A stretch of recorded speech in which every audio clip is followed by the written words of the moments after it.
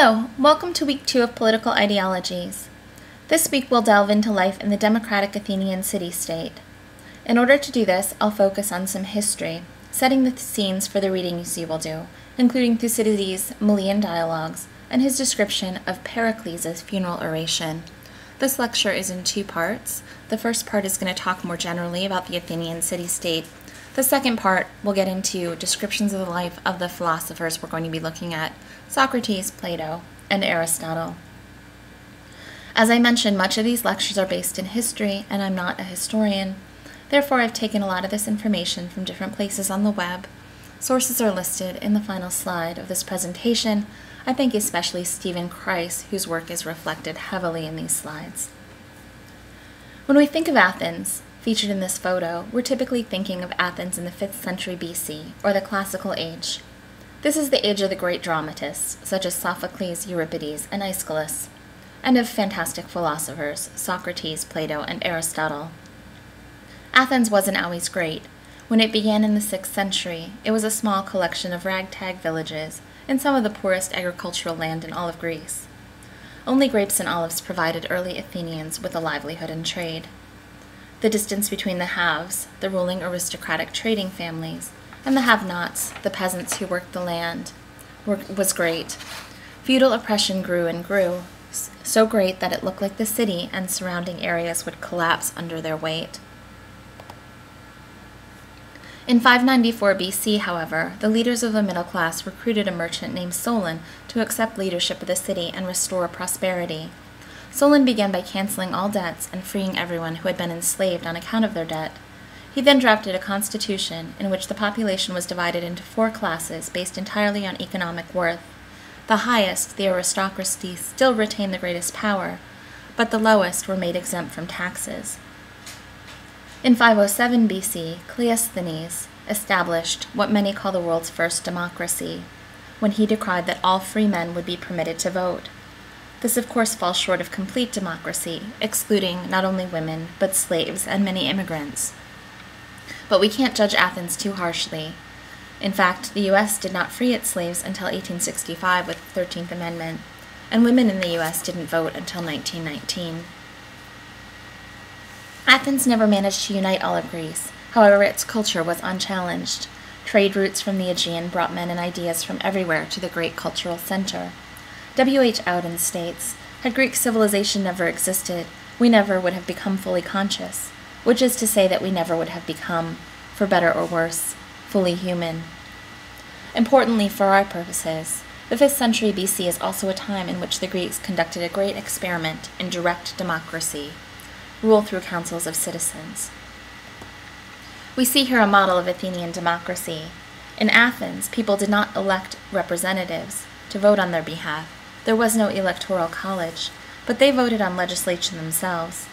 As I mentioned, participation was by no means open. No women, no slaves, few immigrants.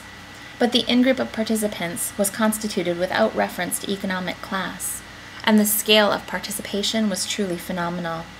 It has been said that the Greeks are the first ancient society with which modern Western society has an affinity.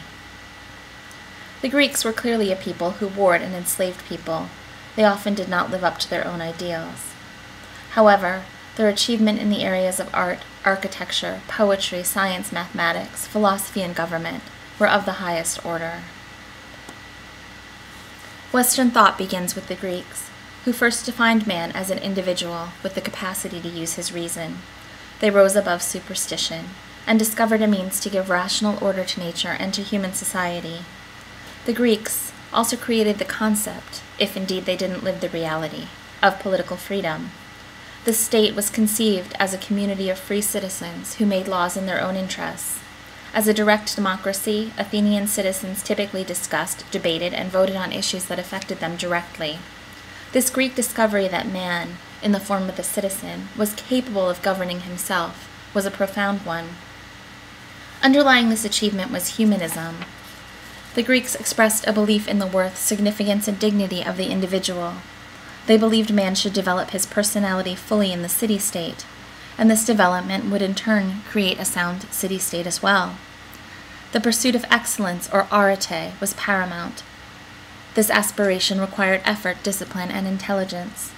Man was to be master of himself. Athenians in particular were also taught to focus on eunomia, preserving good order in the state, and promoting culture. Also importantly for our purposes, the 5th century BC was a time of many conflicts. The first major conflict, which took from 490 BC to 479 BC, was between Greece and Persia. Greece was invaded by the Persian Empire, led by King Darius. In 490, Darius set his sights on Athens. The Greeks, however, ultimately defeated the much larger Persian forces at the city of Marathon, thus associating the word marathon with superior timing and discipline. After Darius was defeated, his successor, Xerxes, also attempted to conquer Athens. Those of you who've seen the movie 300 might remember this photo from the movie. However, in no small thanks to Sparta, finally the Persians were expelled, and Greece emerged as the greatest commercial and political power in the world. The Greeks were relieved to have expelled Persia from their soil, but many worried that being free of the Persians wasn't enough. They should conquer Persia. With Sparta and other city-states, the Greeks formed an alliance, known as the First Athenian Alliance, and also known as the Delian League. The Delian League's official aim was to avenge the wrongs the Greeks suffered by ravaging the territory of the king. In reality, the goal was divided into 3 main efforts: to prepare for future invasion, to seek revenge against Persia, and to organize a means for dividing spoils of war. Although Athens called itself democratic, many city-states were forced to enter the Delian League against their will. They also had to pay tributes to Athens, the most powerful city-state, as a price for their membership. You can see the Delian League nations reflected here in the pink. All of these nations conspired to make Athens prominent and rich. By 450 BC, the Greeks, via the Delian League, had conquered Persia and liberated Asia Minor. And from 450 to 430 BC, Athens enjoyed its greatest success and prosperity. An important figure during this time, perhaps the most important figure, was the general Pericles, whose funeral oration you will read this week. In fact, this great period of the classical age is often called the Age of Pericles. Pericles was from an important family, the aristocracy, or in Greek, aristoi, and became a leader in democracy.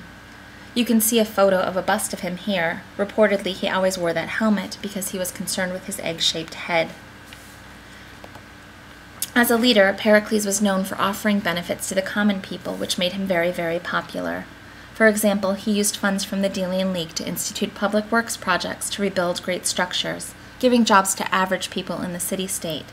He introduced the idea of paying jurors for service so that no one would be excluded from political life. And, interestingly, he began extensive programs of music and drama for the public and required that wealthy citizens pay the expenses of production. It was through these productions in which your average Athenian citizen learned the ways in which to exercise his civil and political rights. These dramatists were the first artists in Western society to examine basic questions, such as rights of the individual, demands of society on the individual, and the nature of good and evil. Conflict was also a constant element in these dramas. Pericles is known for stating that he controlled the masses, rather than letting him control them control him. This strategy of broadening the rights of commoners had the effect of lessening the power of the aristoi, from which Pericles came. I will continue with this discussion of Pericles and discuss the other philosophers that emerged during this classical age in lecture number 2.